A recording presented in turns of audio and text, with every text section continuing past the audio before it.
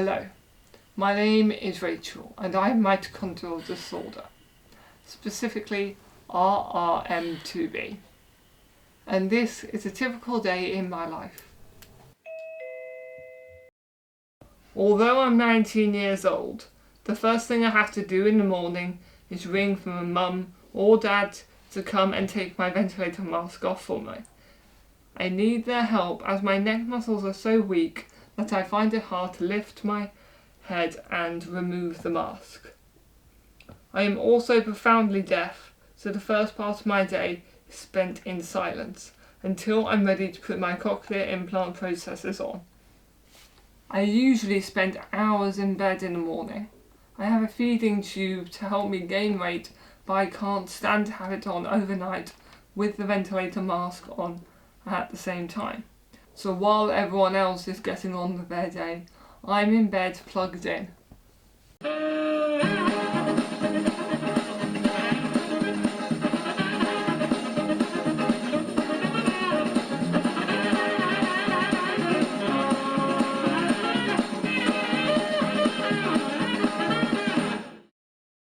What you don't see is the endless doctor's appointments, being stared at in my wheelchair, having to rely on my mum to shower and dress me. I'd love to go out on my own, but I'm terrified. Never been on a date, never been travelling with my friends. But this is what I can do. Exercising has really helped me, especially when my personal trainer is so cute. The humour's not bad either.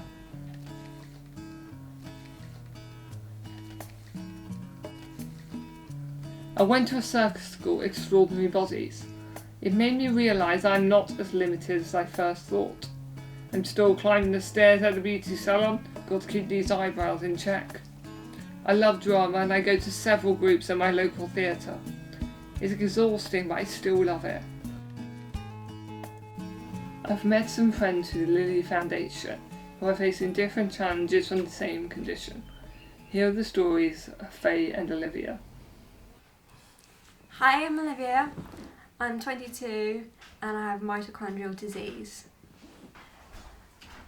Everything was fine in South Africa.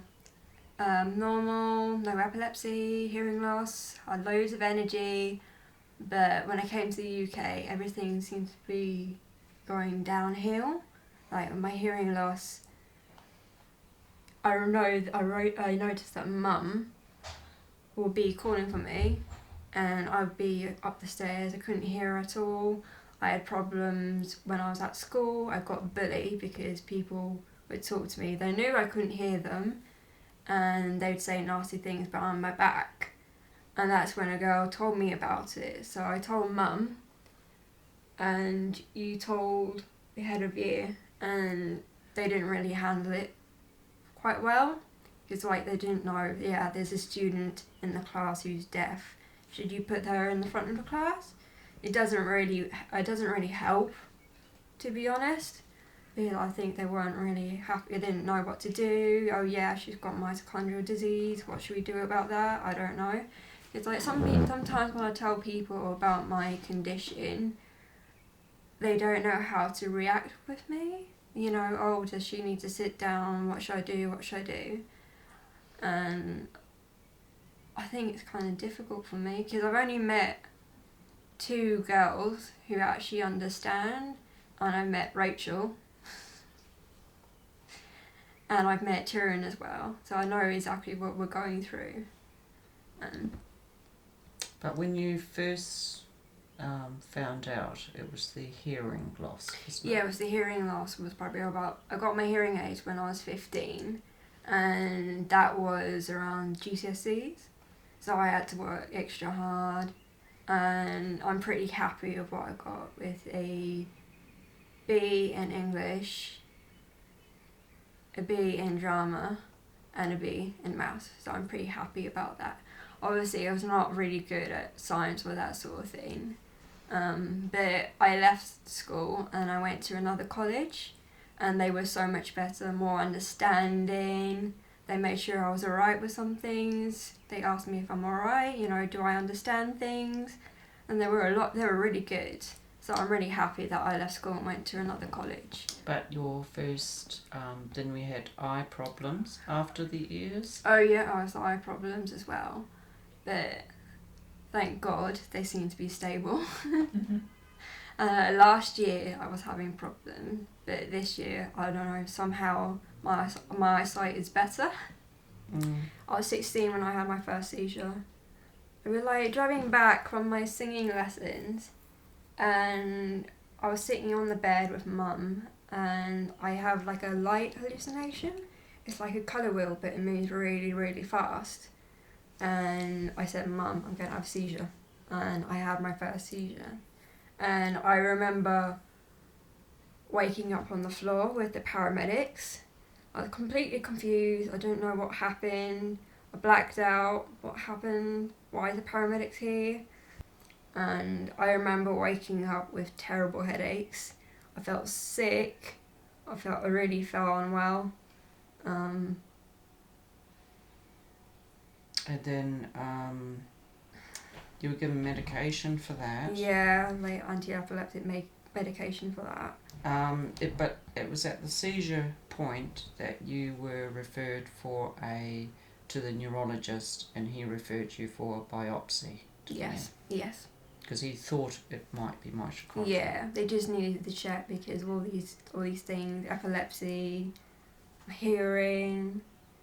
Yeah, obviously it all came together. Oh, and the muscle loss as well. I was getting tired during PE. When I was in South Africa, everything was fine. Energy-wise, I was fine. But then, with my legs, I'd feel tired. I sit down, I feel tired. Can't really do very much. Can't walk. Like my friends say, can't really do anything. Usually I'm just at home because I don't feel the energy to go out. But they did the biopsy came back and said you had a mitochondrial disease. Yeah, it came back with mitochondrial. Didn't fall into any particular category. You had symptoms of a number of syndromes, but they couldn't say exactly what you had. Yeah, I was unique. Well, it's difficult because all my friends are going clubbing and going out, and I just feel too tired to do anything. And also clubbing and that sort of thing. I'm epileptic as well, so that's a bit of a bummer as well. Photosensitive epilepsy. Yeah, but I've been going to photo shoots and I seemed to be fine with the camera. Everything was going alright. So I thought, okay, this is not going to stop me from doing something that I love. So I'm pretty happy with that.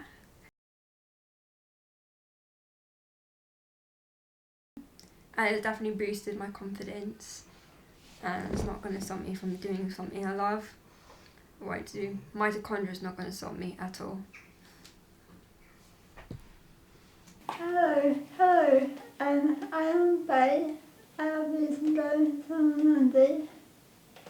And when I was 3 years old, my little son died in Pilsen. Yeah, Sam was diagnosed at 18 months with Lee's disease, and they told me when we went into hospital that he probably wouldn't live past the age of 2, and he lived for 1 more month after that. Sam wasn't really an ill child. He had a problem with one of his eyes, and he sometimes couldn't always hold himself up. Apart from that, he never had any illness and was never in hospital. When I was 7, I walked went funny, and I used to love on mountain. Used to love ride. Riding a bike, yeah. Yeah, I've never listened to each other. Anyway, by age 12, I had tests done for mitochondrial disease and things. And I was in the hospital and left me on care.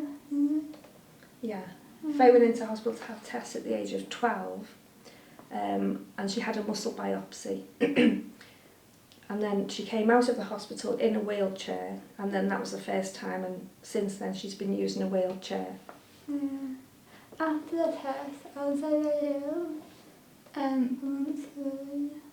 And anyway, now I have dystonia, deficiency in my arm, and sleep problems, I'm blind as well, and stuff. And I was like 3, I thought I was going to Yeah. Faye was taking driving lessons by the age of 22.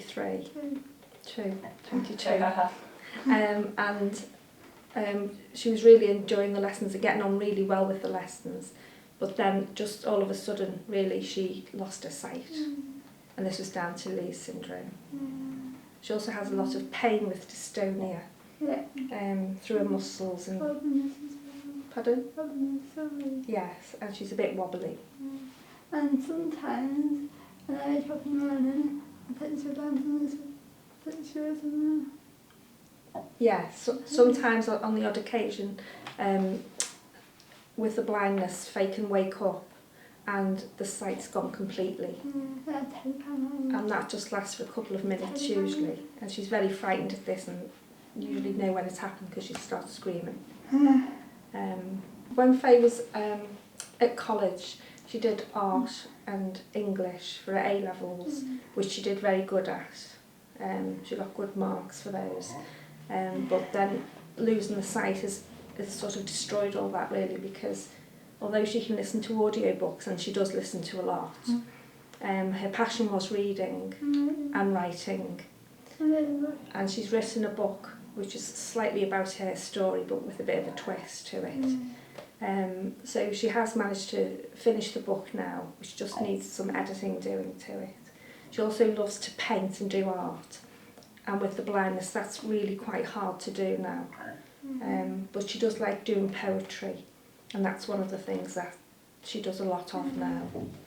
when I was 20, I started networking. Yes. Faye's also started up Lee Network, which is a charity that she set up because she felt isolated. There was a lot of babies having mitochondrial diseases, but we didn't know of many adults at the time, but we do know now there are a lot of adults with mitochondrial conditions, but that made her feel more isolated.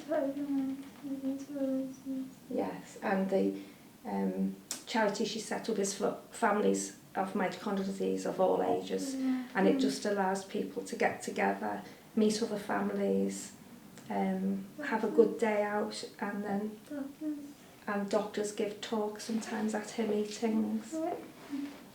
So she's had 8 up to now, and we've got one next month, so that'll be 9. And we have them all over the country, so everybody gets involved, not just locally. Another aspect that's very hard to handle is the social isolation. Yeah, social isolation is a big thing for you, isn't it? This home is shards of sunlight, without depression, isolation, and being blind.